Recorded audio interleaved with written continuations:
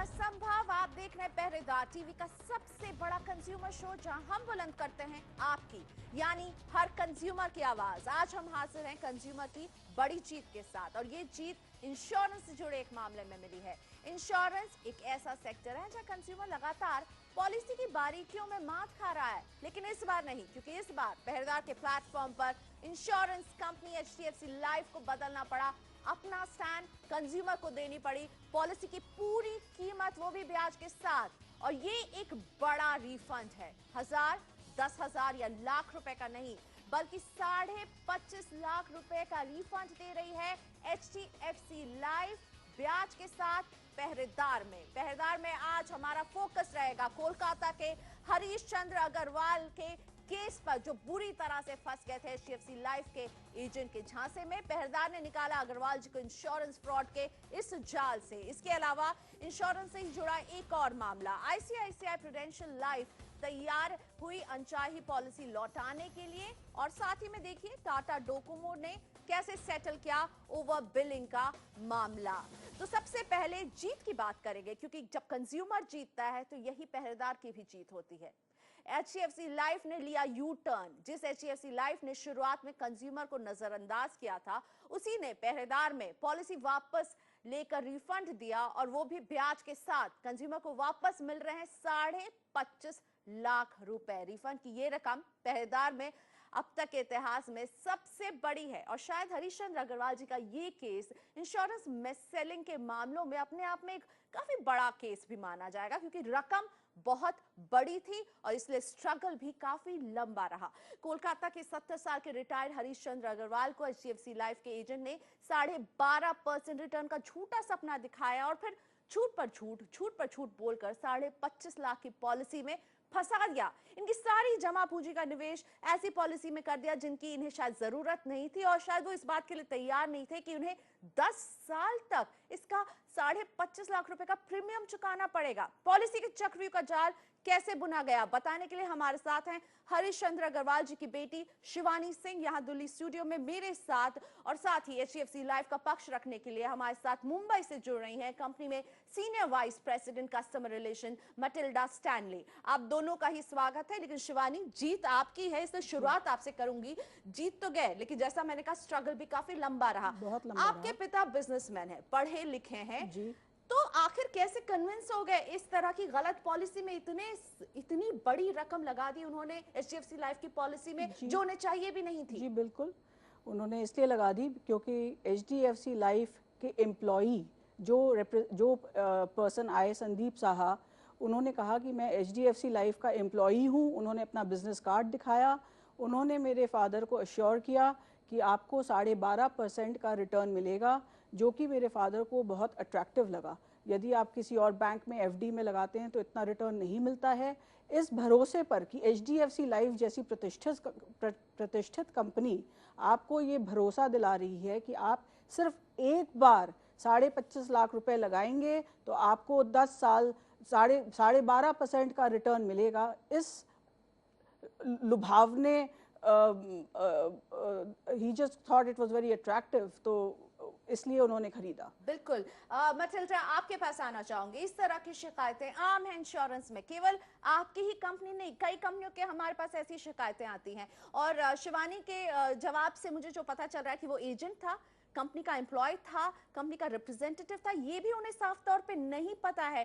तो इस तरह की कंप्लेंट आम है। कंपनी क्या करती है जब इस तरह की कंप्लेंट पहुंचती? क्या आप क्लैरिटी ला सकती हैं कि जो शख्स इनके पिताजी को बेचने गया था वो इंश्योरेंस प्रोडक्ट एजेंट था या आपका एम्प्लॉय था? एक्चुअली जो जिन्होंने इनको बेचा है वो हमारा एम्प्लॉई है। और एक्चुअली हम एचडीएफसी लाइफ में क्या करते हैं, क्योंकि हमारे पास ऐसे आम कंप्लेंट्स आते हैं, हमने एक प्रोसेस शुरू किया है जहाँ पे हमको जब प्रपोजल्स आते हैं, एप्लीकेशन स्टेज में आते हैं प्रपोजल्स, तो हमारे यहाँ से 100% कस्टमर्स को एक कॉल जाता है। और ये कॉल का मतलब द कॉल का पर्पस यही है कि हम सारे कस्टमर्स को ये बता दें कि प्रोडक्ट के फीचर्स क्या हैं, और मोर इम्पॉर्टेंटली ये बताएं कि इसमें प्रीमियम आपको कितना पे करना है, कितने सालों के लिए पे करना है, जो इस केस में भी किया गया था। तो हमको पता है कि कई बार ऐसे होता है कि रॉन्ग एक्सपेक्टेशन सेट किए जाते हैं कस्टमर से, इसलिए एचडीएफसी लाइफ की तरफ से ये इनिशिएटिव लिया गया है और आज हम 100% कस्टमर्स को ये करते हैं। और जब तक कस्टमर्स पूरे कॉल सुन के सक्सेसफुली कॉल नहीं होता है, हम पॉलिसी कन्वर्ट नहीं करते और इशू नहीं करते हैं। जी, यानी आपका कहना है कि तो ये आपकी हमारे तरफ तरफ से ये कॉल initiative बैक गया था जो इंश्योर कर रहा था कि इन्हें सब कुछ समझ में आ गया, लेकिन अगर आपके एम्प्लॉय Yes. ने ये पॉलिसी गलत बातें बता करके, झूठे वादे कर बेची हैं, तो क्या HDFC लाइफ उसके खिलाफ एक्शन लेगा? आप कंज्यूमर को पैसे लौटा रही हैं, यानी मान रही हैं गलती हुई है। एक्चुअली इसलिए पहले हमने पैसे लौटाने से इनकार किया था, क्योंकि हमने जब ये कॉल रिकॉर्डिंग सुना था इस केस में, तो हमने देखा कि कस्टमर ने पूरी कॉल सुन ली है और पूरे कॉल के दौरान ये बताया गया है कि प्रीमियम 10 साल के लिए पे करना है, जो इनका कंटेंशन था कि इस बेसिस पे हमको मिससेल किया गया है। उसके बाद कंप्लेन आया है, कहते हैं कि फोर्जरी है क्योंकि हमने सिग्नेचर नहीं किया है प्रपोजल फॉर्म में, और प्रपोजल फॉर्म और बाकी डॉक्यूमेंटेशन जो उन्होंने दिया है उसमें स्लाइट वेरिएशन था। और जब उन्होंने भी बताया कि सीबीआई की तरफ से उन्होंने फोरेंसिक एक्सपर्ट से सिग्नेचर वेरिफिकेशन किया है, और तब जाके हमने वो बेनिफिट ऑफ डाउट कस्टमर को दिया है और पैसे लौटाए हैं। और हमारी तरफ से इन्वेस्टिगेशन जारी है हमारे इंटरनल एम्प्लॉय के अगेंस्ट, और जिससे पता चल जाता है नॉर्मली एज अ प्रोसेस हम बहुत स्ट्रिक्ट एक्शन लेते हैं जहां पे ये मिससेल कंप्लेंट्स आते हैं। बिल्कुल, तो स्ट्रिक्ट एक्शन का वादा कर रही है मैटिल्डा, लेकिन शिवानी आप बताइए, कॉल बैक किया गया, आप लोग समझ रहे थे पॉलिसी को और या नहीं समझ रहे थे, उनकी बात नहीं समझ रहे थे, क्या हुआ? क्योंकि आपको ये पॉलिसी जब बेची गई जनवरी फरवरी 2013 में, जुलाई से आप जागे कि ये गलत है, कैसे पता चला कि ये गलत चीज खरीद ली है? मैं ये बताना चाहूँगी, जैसा कि मैटिल्डा जी बता रही हैं कि उन्हें पता होता है कि इस तरह की मिस सेलिंग आम है, पर उनको ये पता होना चाहिए कि कंज्यूमर को ये नहीं पता होता है कि मिस सेलिंग आम है। तो जब कॉल आता है तो it is like a tape recorder recording की तरह वो कहती हैं कि जी आम, जैसे कोई मार्केटिंग कॉल जा रही है कि आपने ये पॉलिसी बेची है तो ये है तो वो है, तो जाहिर सी बात है एक कंज्यूमर जो कि HDFC लाइफ के एम्प्लॉई से ही डील कर रहा है और उस पर भरोसा कर रहा है, तो वो उसको इतनी तवज्जो नहीं देता है। जिस तरह से इन्होंने जो डॉक्यूमेंट भी भेजा है पॉलिसी का, वो कंप्रेस्ड फॉर्मेट में है, वो नॉर्मल फॉर्मेट में नहीं है। यदि आप पॉलिसी देखेंगी, मेरी सिस्टर का जो सिग्नेचर है वो कंप्रेस होकर के आधे इंच में बना हुआ सिग्नेचर है। लेकिन अब आपको 25.5 लाख रुपए इंटरेस्ट के साथ वापस मिल रहे हैं, किसको धन्यवाद कहना चाहेंगे? HDFC लाइफ को धन्यवाद करेंगी? मैं HDFC लाइफ को किसी दिन माफ़ नहीं करूंगी, उनको धन्यवाद नहीं करूंगी। यदि मैं धन्यवाद करूंगी तो आपका करूंगी, CNBC आवाज़ का करूंगी, यहाँ के नवेंदु का करूंगी, क्योंकि आप लोगों ने अगर इसको फॉलो अप नहीं किया होता, आई कैन अश्योर यू इन्होंने पैसे वापस नहीं किए होते। इनका रवैया बहुत बेरुखा था। मैटिल्डा, आप कस्टमर रिलेशंस हैंडल करती हैं, लेकिन कहीं ना कहीं ये एक ही कस्टमर हो सकता है, लेकिन ऐसी कई शिकायतें रोजाना आपके दर तक पहुंच रही होंगी। ये कस्टमर तो बहुत नाराज है, क्योंकि आपने खुद माना है कि ये पहले जब आए थे तो आपने बिल्कुल खारिज कर दिया था कि हम नहीं देंगे क्योंकि ये समझ चुके हैं, और लेकिन आप जो बोल रही हैं, जो समझाइश हुई है वो बहुत ही ऐसी समझाइश हुई है जो शायद समझ नहीं पाए। एक पैरट की तरह आपका एक कॉल सेंटर का एग्जीक्यूटिव फोन कर रहा है, तो कहीं ना कहीं आपको नहीं लगता कंज्यूमर रीच में दिक्कत है? हमारी तरफ से तो यही कोशिश है कि हम कंज्यूमर की तरह उनके लैंग्वेज में बात करें, यही हमारा मुद्दा है जब हम कॉल बैक करते हैं। और कॉल बैक इसलिए भी करते हैं जब एप्लीकेशन आता है, और अलग अलग लैंग्वेज में करते हैं, जो कस्टमर का प्रेफर्ड लैंग्वेज है उस लैंग्वेज में भी करते हैं, ताकि कस्टमर को समझ में आ जाए कि हम क्या कहते हैं। हम जानते हैं कि इंश्योरेंस एक कॉम्प्लेक्स सब्जेक्ट है, और हमारी तो यही कोशिश है कि हम जितने सिंपल रूप से बात करें, उस सिंपल वे से उनको समझाएं। मैटिल्डा, लेकिन अगर ये इतना कॉम्प्लेक्स इशू है जो आप भी समझती हैं, इंश्योरेंस से जुड़े लोग समझते हैं, तो जब भी कंज्यूमर अपने ग्रीवांस के साथ पहुंचता है तो कंपनियां क्यों पहले उन्हें बोल देती हैं कि आप वो 15 दिन के फ्री लुक में नहीं आए हैं तो आप वापस जाइए? क्यों नहीं आप उनको सुनते हैं? नहीं, पहले तो सुनते हैं, डेफिनेटली पहले उनको सुनते हैं हम लोग। और फ्री लुक का कॉन्सेप्ट ही यही होता है कि कस्टमर को एक कूल इन पीरियड और लुक इन पीरियड होता है कि वो 15 दिन के अंदर आ सकता है कि अगर उसको पॉलिसी के टर्म्स एंड कंडीशंस उसके नीड्स नहीं फुलफिल कर पाते हैं।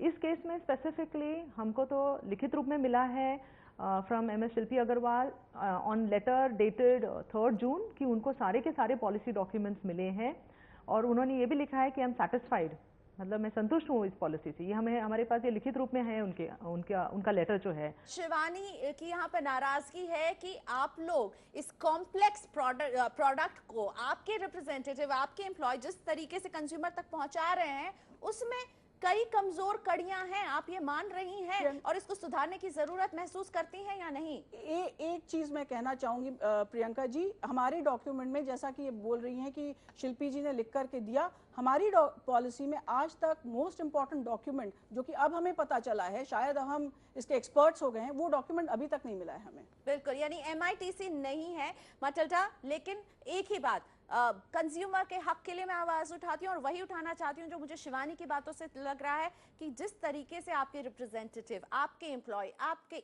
एजेंट इंश्योरेंस का प्रोडक्ट लेकर कंज्यूमर के पास जा रहे हैं, उसको सुधारने की जरूरत है, कंज्यूमर को समझाने की जरूरत है और ये कहीं ना कहीं मिस हो रहा है। हमारी तरफ से तो यही कोशिश, अब जब मैं कह रही हूँ कि जब तक कॉल सक्सेसफुल नहीं होता है हम पॉलिसी को कन्वर्ट भी नहीं करते हैं, तो प्लीज़ आप समझिए कि उसका इम्प्लीकेशंस क्या है। हमारे कहीं ऐसे बिजनेस है जो कन्वर्ट नहीं होते हैं जब कॉल नहीं हो पाता है, जब कस्टमर फ़ोन नहीं उठाते, या फिर कस्टमर जब कहते हैं कि हमें ये प्रोडक्ट नहीं बताया गया था, हम इमीडिएटली पैसे रिफंड कर देते हैं उसी स्टेज पे। चलिए शुक्रिया तो ये जो मटिल्डा कॉल स्टैनली जाता है, हमसे ये बात इसलिए मायने करने रखता है के लिए। उसके- HDFC लाइफ हमारे शो में आई और बता रही थी किस लिए ये यू टर्न लिया गया, आखिर कंपनी कैसे बदली, ये हम बताना चाहेंगे। इसमें कंज्यूमर का प्रोएक्टिव कदम भी बहुत मदद किया, क्योंकि हरीश चंद्र अग्रवाल जी और इनकी बेटियों ने पुलिस से कंप्लेंट की और पुलिस से कंप्लेंट करने के बाद पूरी इन्वेस्टिगेशन हुई है CID की, जिसमें ये साबित हुआ कि जो सिग्नेचर थे वो कहीं ना कहीं फोर्जरी से बनाए गए थे। और ये सारा पेपर लेकर के जब पहुंचते हैं हरीश चंद्र HDFC लाइफ के ऑफिस, तब भी गोलमोल बातें कह के इन्हें वापस कर दिया जाता है। 3 दिसंबर 2013 को मुझे मिलता है शिवानी सिंह का मेल अपने पिताजी की रिक्वेस्ट के साथ कि देखिए अब हमने ये भी साबित कर दिया कि ये सिग्नेचर फोर्ज्ड है, लेकिन HDFC लाइफ सोती रही। 16 दिसंबर को मैं ये मेल भेजती हूँ HDFC लाइफ के पास और 17 दिसंबर को HDFC लाइफ के कस्टमर रिलेशन डिपार्टमेंट से फोन पहुंचता है शिवानी सिंह के पिता के पास कि जी हाँ, हम आपके सारे पैसे वापस कर रहे हैं। लेकिन अब HDFC लाइफ हमें शो में आके ये जरूर कह रही है कि इन्वेस्टिगेशन जारी है, लेकिन वो इन्वेस्टिगेशन शायद बस टीवी में आकर बोलने के लिए है कि इन्वेस्टिगेशन जो भी किया वो हरीश चंद्र जी ने अपने लेवल पर किया और कंपनी तभी मानी जब उन्हें लगा कि पहरेदार के प्लेटफॉर्म में हम हरीश चंद्र अग्रवाल और उनकी बेटी शिवानी सिंह का मामला उठाने वाले हैं। जीत तो जरूर हुई है, लेकिन स्ट्रगल भी काफी रहा है और शायद इस इंश्योरेंस की लड़ाई के बाद मुझे यही समझ में आ रहा है कि कंज्यूमर को भी डटे रहना होगा, उसे भी कंपनी को झकझोरना होगा, तब जाकर शायद इस तरह कंपनियां जागेंगी। तो इसी के साथ हम लेंगे एक ब्रेक के बाद इंश्योरेंस से ही जुड़ा एक और मामला रखेंगे। ICICI प्रूडेंशियल का ये मामला है। कंज्यूमर को वो पॉलिसी बिल्कुल नामंजूर थी, उस पर थोपी गई, लेकिन इस थोपी हुई पॉलिसी से पहरेदार ने उसे निजात दिलाया है।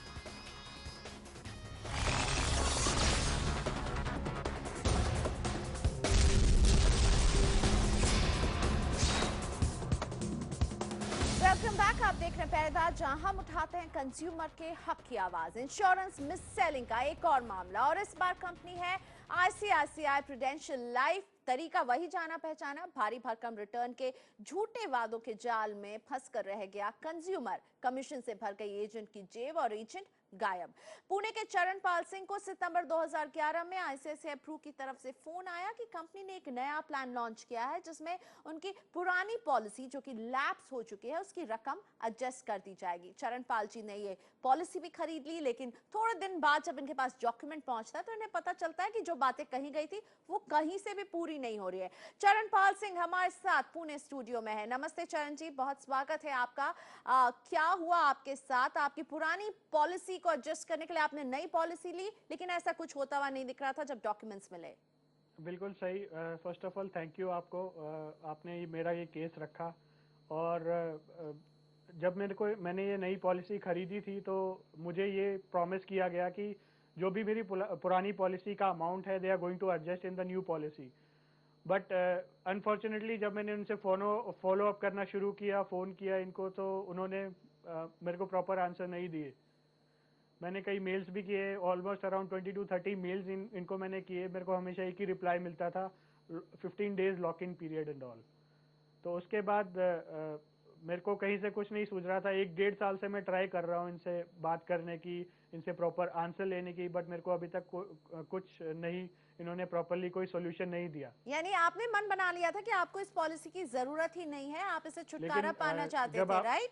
और इसके बाद कंपनी आपको कोई ठोस जवाब नहीं दे रही थी, लेकिन पहरेदार की दखल के बाद आईसीआईसीआई प्रू का रवैया बदला आपकी तरफ। बिल्कुल, दिसंबर में मैंने जब पहरेदार को कांटेक्ट किया तो विद इन 5 डेज मेरे को कॉल आ गया आईसीआईसीआई प्रूडेंशियल से, और उन्होंने बोला कि हमें ये सॉर्ट आउट करना है मैटर, जबकि मैंने ना उनको कोई मेल किया था ना कॉल किया था। तो मैंने कहा ठीक है, आप अभी करो, आपने जो कमिटमेंट किया है। इवन मैंने रिकॉर्डिंग्स भी उनको दी कि जो मेरे को कॉल आया था, मैंने रिकॉर्डिंग्स भी करके रखी हुई थी।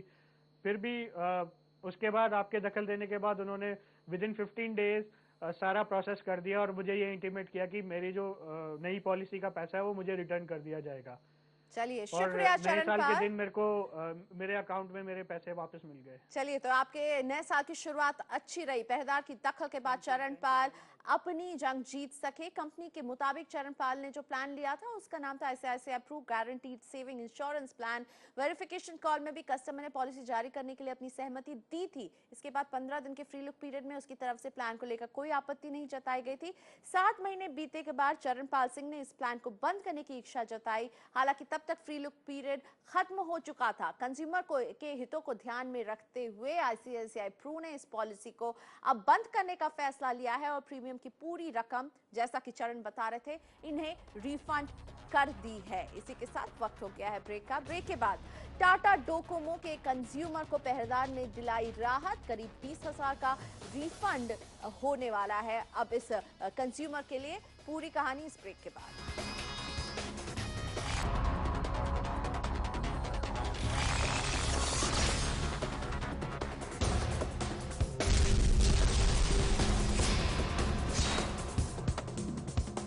पहरेदार के पास टेलीकॉम कंपनियों की मनमानी के खिलाफ शिकायतें कम नहीं हो रहे हैं, लेकिन अफसोस की बात यह है कि टेलीकॉम कंपनियां इन शिकायतों को लेकर गंभीर ही नहीं है। उनका सारा ध्यान सब्सक्राइबर बेस बढ़ाने पर है। कंज्यूमर बढ़ाते जाओ, लेकिन कंज्यूमर सर्विस को भूलते जाओ, क्योंकि क्या करेगा कंज्यूमर? शिकायत करेगा, वो शिकायत करता रहे, हम उसे नहीं सुनेंगे। जिस तरह की शिकायतें पहरेदार को मिलती है उनमें काफी बड़ी तादाद में मनमानी बिलिंग की शिकायतें आ रही हैं हमारे पास। ऐसी एक शिकायत हमें भेजी है मुंबई के नीलेश मांजरेकर ने। 5 साल से इनके पास टाटा डोकोमो का ये कनेक्शन था, लेकिन अचानक से इसका बिल इतना ज्यादा आया कि इनके होश उड़ गए और ये बार बार कंपनी को फोन कर रहे थे, लेकिन कंपनी में कोई उनकी सुनने वाला नहीं था। लेकिन पहरेदार सुन रहा है इनकी आवाज। नीलेश मांजरेकर मुंबई से हमारे साथ फोन लाइन पर। नीलेश जी नमस्ते, स्वागत है पहरेदार में। बताइए क्या हुआ? बहुत लंबा चौड़ा आपको बिल पहुंचा, जबकि आपको आता था 560 रुपए का बिल, लेकिन 4,000 के ऊपर का भी बिल आपके पास पहुंचा। क्या हुआ था?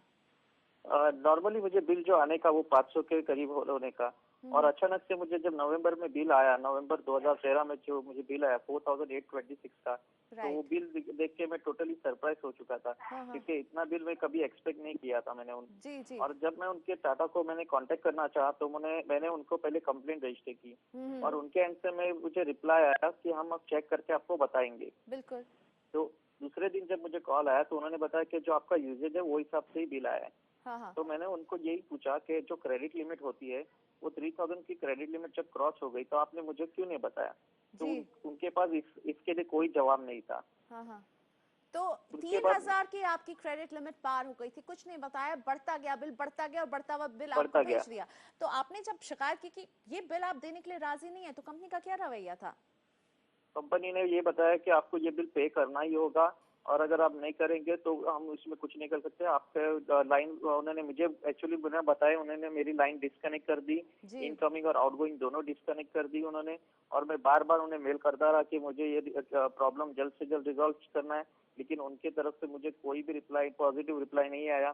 तब जाके मैंने पहरेदार को कांटेक्ट किया और जैसे ही पहरेदार की टीम ने उनके पास से पहल की तब से मेरे को पॉजिटिव रिप्लाई आने शुरू हुए कि हम इस पे वर्क कर रहे हैं और आपका प्रॉब्लम रिजॉल्व हो जाएगा। जी, शुक्रिया हमसे बात करने के लिए नीलेश। रेजोल्यूशन जाके मिलता है टाटा डोकोमो की कनेक्शन से जो शिकायत है उसका इन्हें पहरेदार में। हम आपको बताना चाहेंगे हमने भी करीब 2 महीने तक नीलेश के केस के लिए फॉलो अप किया है टाटा डोकोमो के साथ।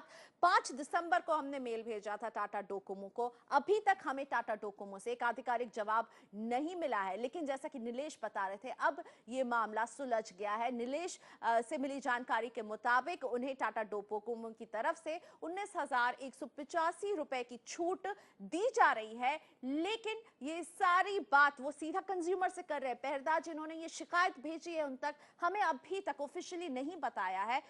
शायद यही कंपनी का रवैया है कि ऑफिशियली वो बताती नहीं है, क्योंकि टाटा डोकोमो के जवाब का इंतजार हमें अभी भी है। अगर अभी भी जवाब देगी तो हम अपने शो में जरूर शामिल करेंगे। तो पहरेदार में आज बस इतना ही, हमें यही इजाजत दीजिए। अगले हफ्ते हम फिर हाजिर रहेंगे आपकी आवाज बुलंद करने के लिए। नमस्कार।